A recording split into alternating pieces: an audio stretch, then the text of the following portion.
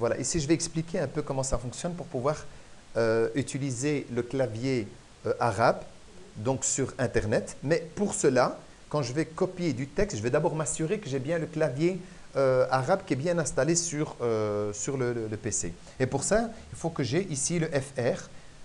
Et là, il y a FR français. Et puis là, j'ai arabe Maroc.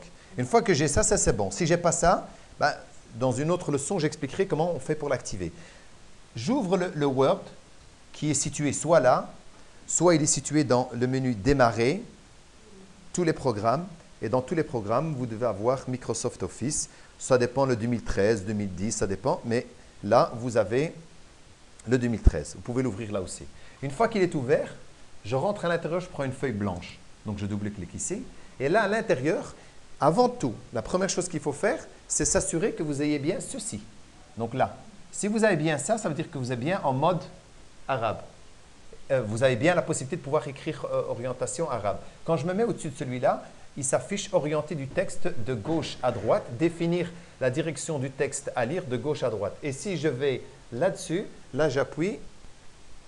Donc, en cliquant sur celle-là, c'est la première chose qu'il faut faire quand vous voulez travailler de l'arabe. Pourquoi? Regardez, vous avez vu ce qu'il y a vu? Le curseur, il est à la droite maintenant.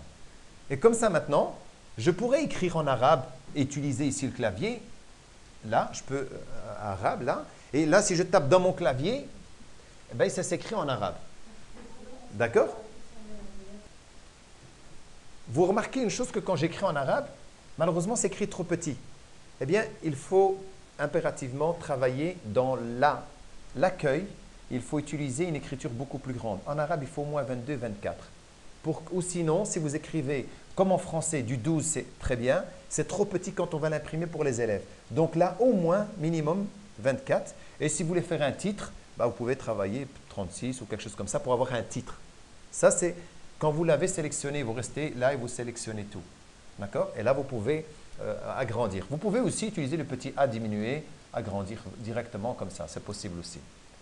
Voilà. Maintenant, ce que je vais faire, je vais aller prendre du texte en arabe parce que le clavier qu'on a malheureusement manuel là n'a pas les… En tout cas, il y a les lettres du français. Maintenant, il existe des claviers arabes dans lesquels il y a les touches.